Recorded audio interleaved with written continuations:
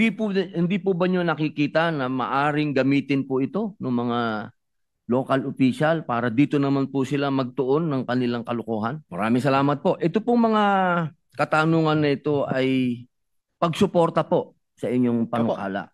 At hinihingi lang po ng mga paglilinaw yung ating pong mga kakampi po ninyo. Opo. Kakampi po natin. Una po ay kasama po ba dito ang prioridad ba ang BARM? Kasama po ba dito? Bagamat Yes. meron pong sariling DepEd, ang BARM, kasama po ba sila dito? Yes, Mr. President, kasama po. Pati po ba In fact, yung... Mr. President, if I may add, Opo. ang BARM ay isa sa pinakamataas rin po na kakulangan ng classroom. Opo. At 13,237 classrooms. Pang ano po yun? Third largest deficit po sila, Mr. President. Opo. Pati po ba ang mga katutubo? Kasama po sila? Yes, Mr. President. Yung pong mga lugar na alam niyo po, lagi po naming, alam niyo po ito. Pagka meron pong conflict sa isang lugar, dinadala po ang nagiging parang evacuation area. Ang mga eskwelahan. Yung pong mga eskwelahan. Opo, Ang Mr. tanong President. po namin, magkakaroon po ba ng pagbabago sa ganitong naging practice na? Kasi nang may nangyari pong ganyan, sasabihin ko na po kung saan, ito po ay sa BARM din, nagkaroon po ng gulo, dinala yung mga kanyon doon sa tabi ng paaralan. Kaya po tuwing kinakanyon, yung kalaban, yung mga terorista, naaamoy po nung mga bata. Bukod po sa sakit sa tenga nung kanyon, naaamoy po nung mga bata yung pulbura, nagsusuka po sila. Pwede po bang magkaroon ng provision dito sa inyong batas na wag na pong ginagawa yun? Na sana wag nang doon nila dinadala yung mga kanyon nila at sana hindi na rin doon ini-evacuate yung mga tao? Well, Mr. President, sa totoo lang, nandito po yung kasama ko sa DepEd. Pwede bang mag-call a friend lang ako, Mr. President? Opo.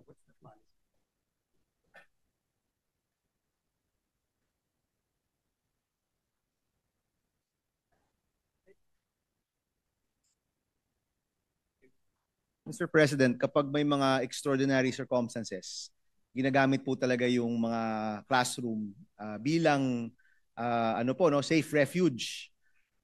However, Mr. President, merong department order na may limitation yung oras. So far, Mr. President, yun pa lang talaga yung rules.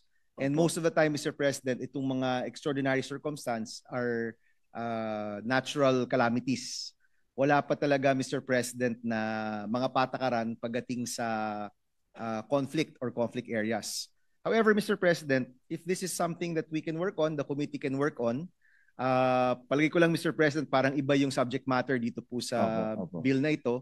But we can have a joint hearing, Mr. President, at linawin po natin kung ano yung patakaran talaga ng DepEd pagdating sa conflict areas, Mr. President. Opo, kasi napakahalaga po niyan na kawawa po yung mga bata. Opo, kahit po magdagdag tayo ng classroom, kung doon din po ilalagay yung mga kanyon, kasi hindi po maiiwasan talaga. Mr. President, ang pinagbabawal po natin, hindi yung pag-evacuate, kung hindi yung paglagay ng armas. Opo. Okay. Opo, so yung tao, okay lang po yun, Mr. President. Wala pong problema. Yun lang pong... Yung armas.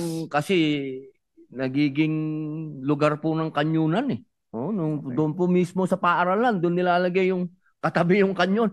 Hindi po talaga maganda. Maganda yan, Mr. President. Maybe we can come up with a joint bill excusing or not allowing our schools to be used during conflict times, no? Opo. Maganda po yan, Mr. President. Opo. At tapos, meron pa po ako. Pasensya na po. Ito po para sa ano po natin, panukala.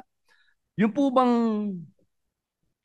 prefabricated classrooms, yun po ba ay isasagawa natin? Kasi mabilis po yun, yung paggawa po nun. Kung pasok po sa price ceiling, Mr. President, wala at sa minimum performance standards ng Department of Education, wala pong nagbabawal sa kanila na magamit po para dito po.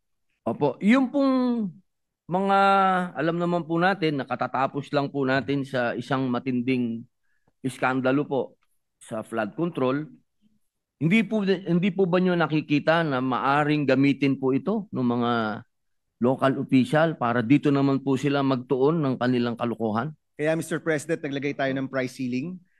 If you remember, Mr. President, I think nag-attend rin po kayo noon, yung first hearing po natin, na pag-alaman po natin na umaabot ng 3.5 million pesos per classroom yung gawa po ng DPWH. At sinabi po nila yan sa harap ng mga local officials na practically kalahati lang po yung presyo at sa harap ng mga NGO na kung saan 1 to 1.2 million lang po yung paggawa ng classroom. So yung pinaka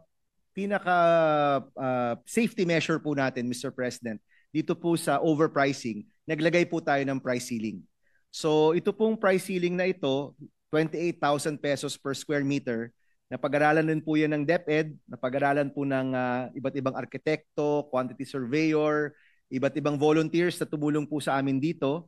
At sa tingin po nila, itong 28,000 per square, roughly 1.7 to 1.8 million per classroom, ay nasa tamang halaga po, Mr. President. So, ang pinaka-safeguard natin, Mr. President, naglagay tayo ng price ceiling dito po sa paggawa ng classroom. Hindi po pwedeng lumampas po dito. Opo, napakaganda po niyan. Meron pong tanong po ito, mga eyepiece po ito. Tanong Opo. po ng ating mga eyepiece dahil nabanggit niyo po na kasama po sila dito. Yes, Mr. President. Pwede daw po ba na kapag itinatayo itong mga classroom na ito, eh sila ang makasama, sila ang kunin na magtayo? Kasama po sila para magkaroon po sila ng ownership? Meron po bang ganun provision? Wala po, Mr. President. At sa totoo lang, posible po na yung LGU makipag-partner sa kanila. Pero ang expectation ko kasi, Mr. President, ipapabid pa ito ng mga LGUs, di ba? Para mayroon talagang gagawang contractor or may gagawa talagang professional na grupo. Siguro po, kung meron silang ganong klaseng professional organization, they can participate, Mr. President. Pero hindi po sila pipigilan. Halimbawa po, Hindi po, makipag-usap po sila sa LGU. Hindi po, Mr. President. Opo, kasi yun po ang laging hinihingi ng ating mga katutubo na maging parte po sila. Opo. Mr. President, maybe kasi po yung paggawa naman po ng classroom, marami naman pong aspeto yan eh. Meron pong preparation ng lupa.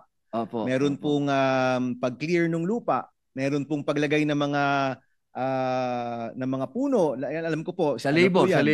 Opo. So baka doon po, no? Pero yung technical na paggawa ay dapat po talaga mga engineers at mga nasa construction para masigurado po yung standards ng DepEd. Opo. So okay po sa manpower. Okay po sila. Opo, Mr. President. Pero sa totoo lang, Mr. President, we will probably leave that already to the LGU, Mr. President. Opo. Wala po yung, hindi po natin pwede ilagay sa provision na pwedeng kumuha ng katutubo. Pwede naman, Mr. President. Pwede po. We will accept that amendment. Salamat po. Napakalaking bagay po nun. Napakalaking bagay po. Meron pa po dito, meron po ba tayong civil society organization na pwede pong i-monitor yung local na gagawa ng mga classroom? Pwede rin, Mr. President. Sa totoo lang, Mr. President, naging mahalaga yung mga civil society organization kasi nakita ho namin na mas mura silang gumawa ng classroom kaysa sa gobyerno. So doon po nagsimula yung tanong kung bakit po tayo umabot po dito. So I'm sure, Mr. President, yung mga gumagawa ng maraming classroom at marami naman pong NGO yan, they can be partners and that's the intention of the bill. Either sila yung kukunin ng LGU or sila mismo yung mag-monitor po nitong programa. So open po. Of course, yes, Mr. President. Bali, alam ko po, kayo po ang number one na author din ng gusto niyo, lahat talaga nakikita dito. Opo, Mr. President. Opo, katulad po ng inyong blockchain. Opo, natin. Kaya alam ko po, alam ko na kayo po yung sumusuporta dito. Panghuling tanong na lang po, yung number one supporter din po ninyo, yung isang artista na sikat, si Ann Curtis. Opo. Marami na po siyang naipagawang classroom. Yan po ang kanyang advocacy. Pwede po ba na sa dami po ng kanyang pinagawang classroom, hindi pa po siya nakakakuha ng tax incentive?